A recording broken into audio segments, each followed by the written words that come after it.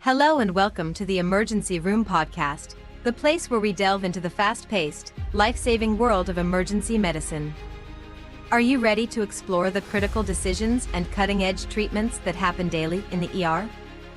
Okay, so are you ready to dive deep? Always. Because today we're tackling, hypertension. Oh, yeah. High blood pressure, the silent killer, heart attacks, strokes, all that.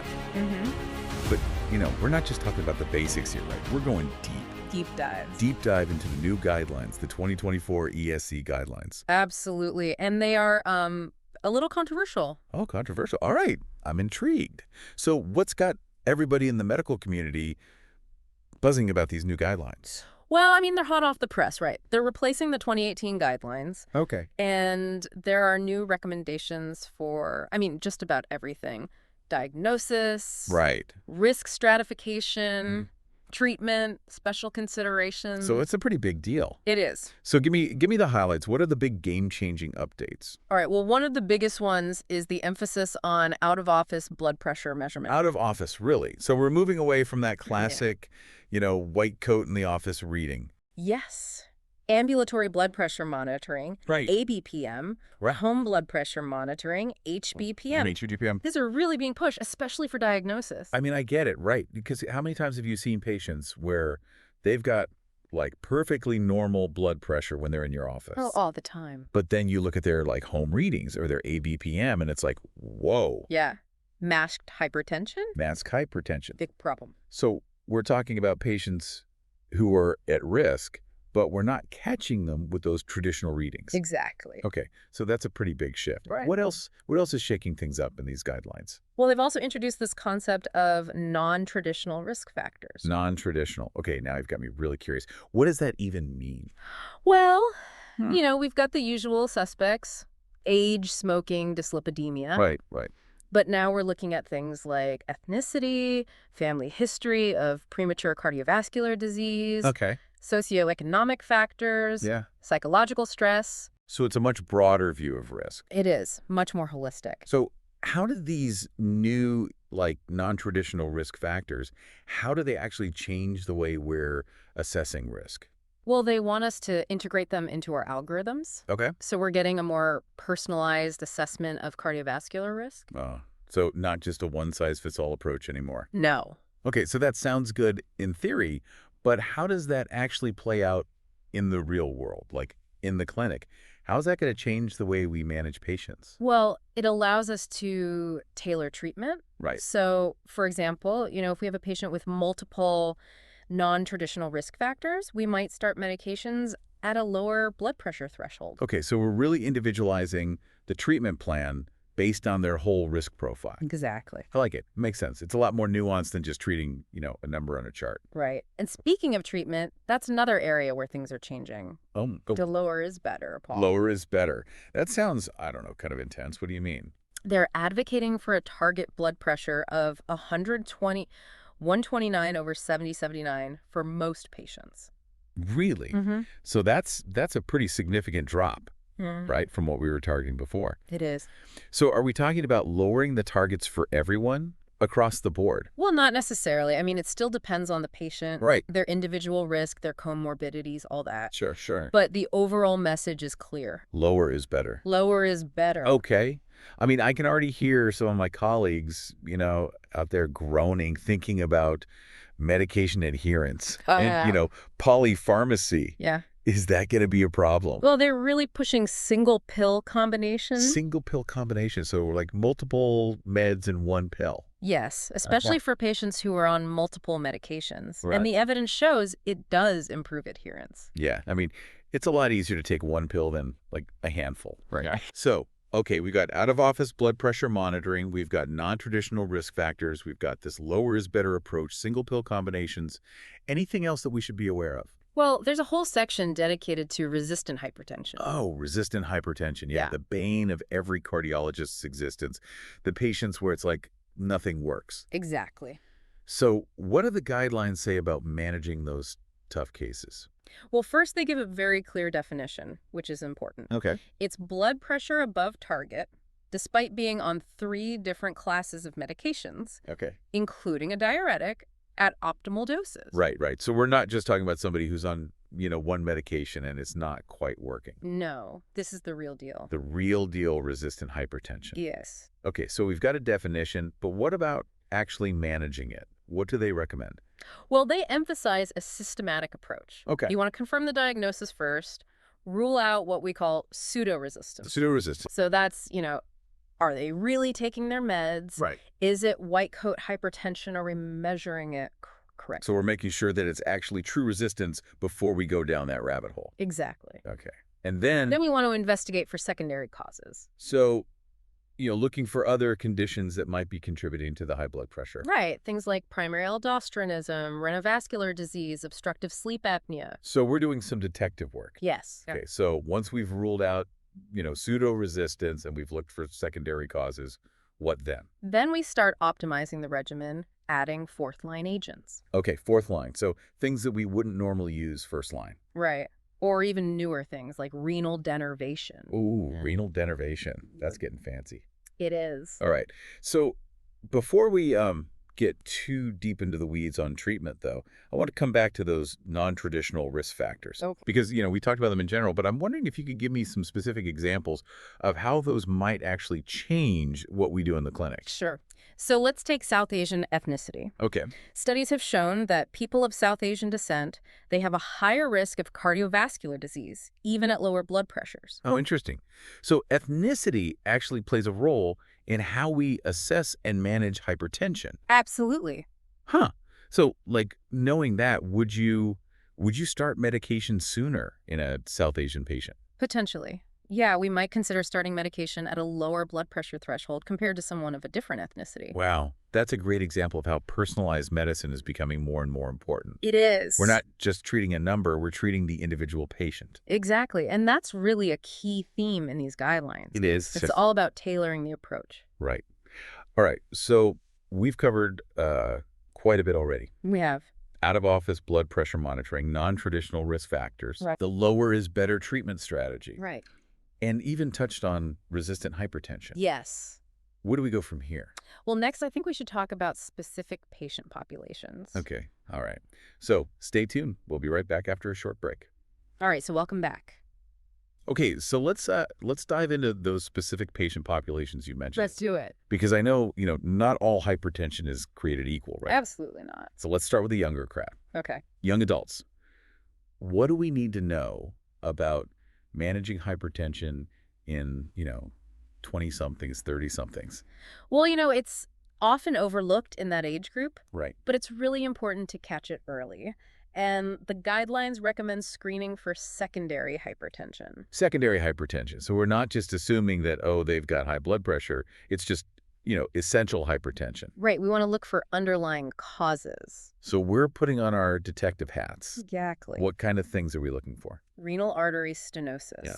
Primary aldosteronism, pheochromocytoma. So things that could be, I guess, missed if we're not really thinking about them. Right, exactly. Okay, so we're doing our due diligence. We're looking for those secondary causes. Right. What about treatment, though? I mean, is it the same game plan as for older adults? Well, the goals are similar. We're still aiming for that, 120 to 129 over 70 to 79. Right, right. That lower is better. But we really want to think long term. Right. So lifestyle changes are key. Okay. And if we do need medication, we want to choose agents that have a favorable metabolic profile. Yeah, we don't want to, set them up for problems down the road. Exactly. Okay, so young adults, that's one group. What about pregnant women? I mean, that's a whole other, ball game. It is. And the guidelines have a whole section devoted to it. They do. They do. It's complex. It is. It's important. Yeah. They have a classification system for hypertensive disorders in pregnancy, and then recommendations for each category. Okay, so we're tailoring the approach based on, I guess, the type and the severity of the hypertension. Exactly. What are some of the key differences there? Well, for women with mild gestational hypertension, we might just do lifestyle modifications, close monitoring. Okay. But for severe hypertension or preeclampsia, we need to start medications. Okay, so we're not messing around when it comes to severe hypertension in pregnancy. We're jumping in with meds. All right, and what about the meds themselves? Are all antihypertensives safe to use during pregnancy? Not all of them, no. Okay, so we have to be careful there. Very careful. The guidelines recommend specific medications like labetalol, methyl-dopa, nifedipine Okay. as first-line agents. And they tell us which ones to avoid, right? They do. Okay, good. So we've got young adults, pregnant women. Who else do we need to talk about? Older adults. Older adults. Okay. Yeah, that can be tricky, right? It can. They've often got, multiple comorbidities. They're already on a bunch of medications. Polypharmacy. Polypharmacy. Right. It's a challenge. It is. So what do the guidelines say about how to manage hypertension in our, more seasoned patients? Well, they acknowledge the challenges. Okay. And they recognize that older adults may be more sensitive to medications, Right. higher risk of side effects. So they recommend starting low, going slow. Lower doses. Yes. Titrate carefully. Mm-hmm. And, individualized care is really important in this population. So thinking about the whole patient, not just the blood pressure number. Exactly. Their overall health, their functional capacity, what are their goals? So it's about, quality of life, not just quantity. Exactly. I like that.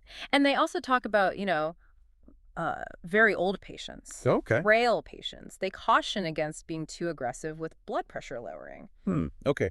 I mean, that makes sense. We don't want to cause more harm than good, Right. especially in a group that's already, more vulnerable. Okay. So we've got young adults, we've got pregnant women, we've got older adults. What other groups are we thinking about? Patients with diabetes. Oh, diabetes. Big one. High risk group. Very high risk. And the guidelines reflect that.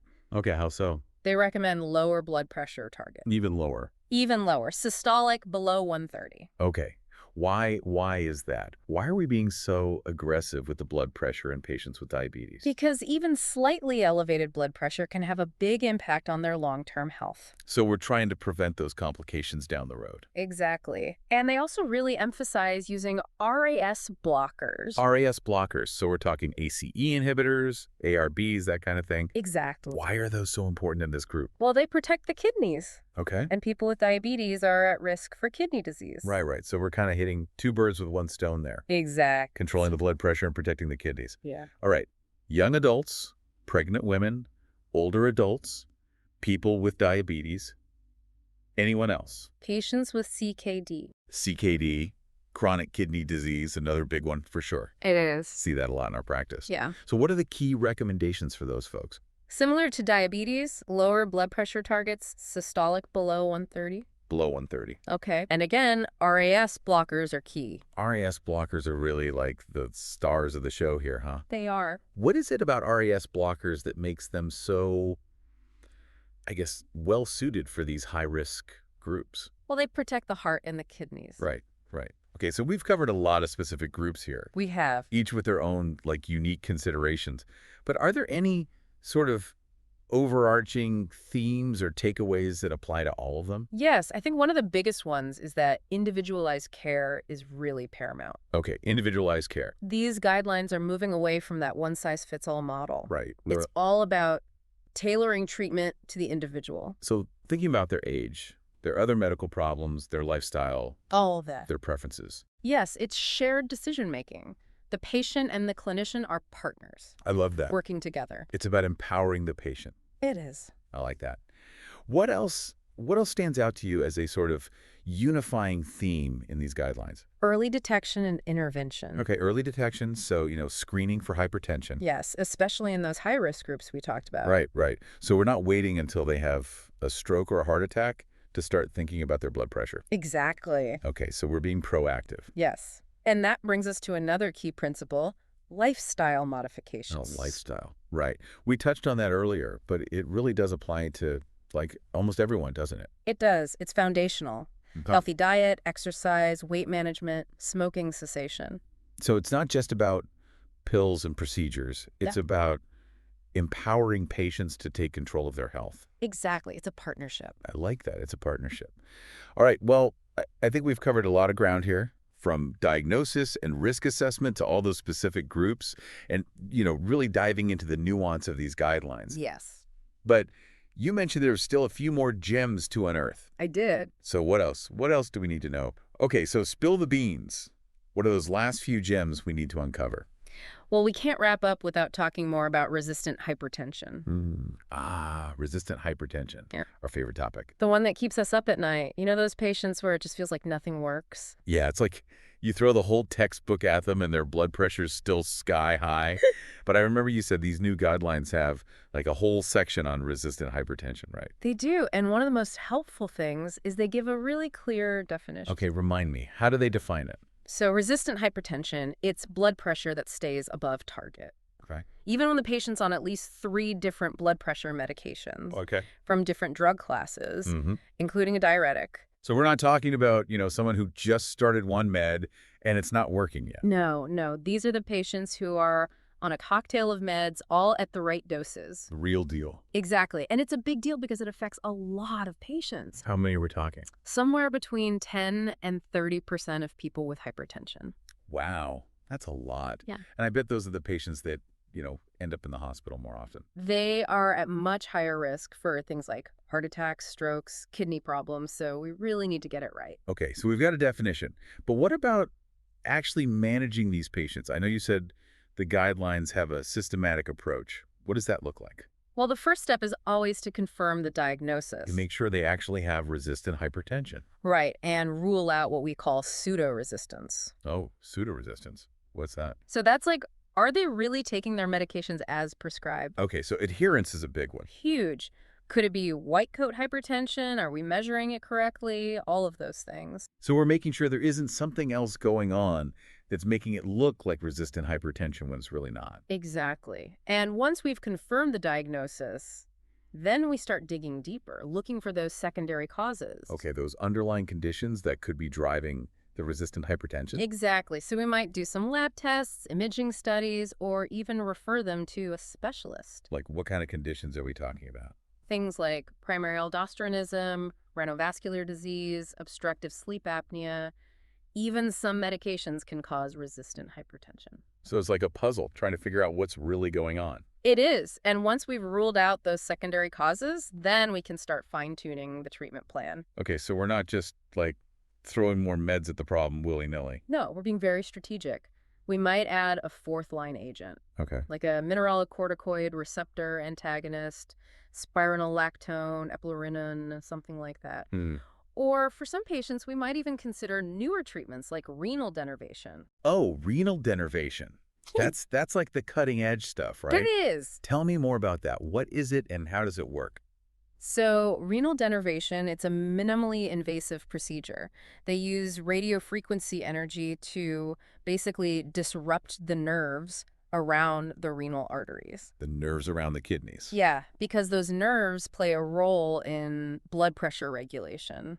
Interesting. So we're sort of like resetting the kidney's blood pressure control system. Exactly. It's not a cure for everyone, but for some patients, it can be a game changer. That's pretty cool. All right. So we've talked a lot about resistant hypertension, which is, super important. But I want to circle back to something you mentioned earlier, that idea of patient-centered care. Because that seems to be a big theme in these guidelines, right? It is. They really emphasize involving the patient in the decision-making, considering their preferences, their lifestyle, their individual needs. So it's not just about, the doctor telling the patient what to do. It's a partnership. We're working together. Exactly. I like that. Because at the end of the day, the best treatment plan is one that the patient's going to actually follow. Absolutely. So we need to make sure they understand the plan, they agree with it, and they feel empowered to take control of their health. It's about communication, education, support, all of those things. All of that. And, that's one of the biggest takeaways from these guidelines. What's that? Hypertension is common, but it's not simple. It's complex. It is. And it requires us to really pay attention, to individualize the care, to stay up to date on the latest recommendations. So keep learning, keep diving deep, and remember, knowledge is power. Couldn't have said it better myself. Thanks for joining us on this deep dive into the 2024 ESC Hypertension Guidelines. We'll see you next time.